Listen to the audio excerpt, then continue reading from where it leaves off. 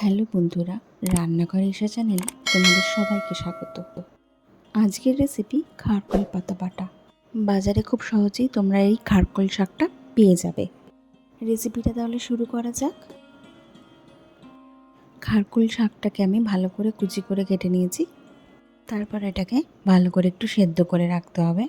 এবার আমি কড়াইটাকে গরম করে পোস্ত আর কালো জিরে দিয়ে ভালো করে শুকনো খোলা এটাকে যতক্ষণ না একটুখানি ব্রাউন কালারে হয়ে যাচ্ছে ততক্ষণ রোস্ট করব। রোস্ট করে এটাকে আমি তুলে রেখে দিচ্ছি। এবার ওই একই কড়াইতে আমি সর্ষের তেল দিয়ে দিচ্ছি আর দুটো শুকনো লঙ্কা দিয়ে ভালো করে ভেজে নিচ্ছি। শুকনো লঙ্কা দুটো ভালো করে ভাজা হয়ে গেলে এতে আমি দিয়ে দিচ্ছি রসুন আর পেঁয়াজ।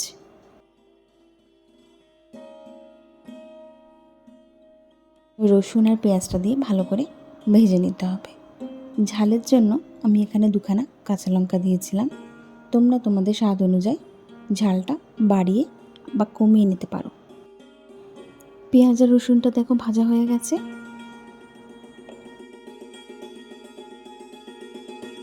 এবার এই পেঁয়াজ আর রসুন ভাজাটা আমি পোস্ত আর কালো জিরের সাথে মিক্স করে একটা পেস্ট বানিয়ে নেব।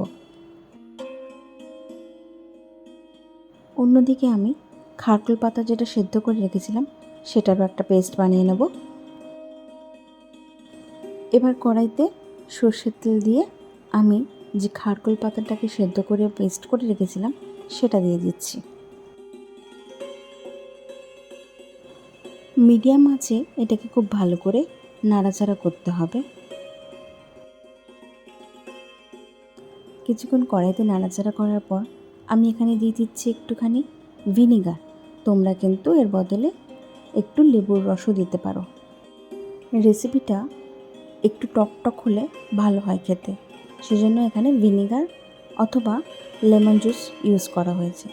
এবার আমি এখানে একটুখানি চিনি দিয়ে দিয়েছি। এবার পেঁয়াজ রসুন কালো জিরে পোস্ত দিয়ে যে পেস্টটা করে রেখেছিলাম এখানে দিয়ে দিচ্ছি। দিয়ে এটাকে খুব ভালো করে নাড়াচাড়া করতে হবে। দেখো খুব ভালো করে এটা নাড়াচাড়া করে নিচ্ছি। খেয়াল রাখতে হবে এই যে শাকটার থেকে যে জলটা বেরিয়েছে এই জলটা কিন্তু তোমাকে পুরো ড্রাই করে নিতে হবে। এবার একটুখানি স্বাদ মতো নুন দিয়ে দিলাম। নুন দিয়ে এবার দেখো এরকম তাড়াতাড়ি করে ভালো করে নাড়াচাড়া করেছি। এটা কিন্তু মিডিয়াম আঁচেই করতে হবে তোমাদের।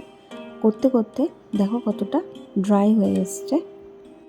এটাকে কিন্তু পুরোপুরি ড্রাই করতে হবে, তা না হলে গলায় কিন্তু ইরিটেশন হতে পারে। আশা করি এটার কনসিস্টেন্সিটা দেখে তোমরা বুঝতে পারছো কতটা ড্রাই করতে হবে। আর এটা গরম ভাতে ভীষণ ভালো লাগে খেতে। তোমরা একবার ট্রাই করে অবশ্যইভাবে দেখতে পারো। রেসিপিটা কেমন লাগলো কমেন্টে অবশ্যই জানিও।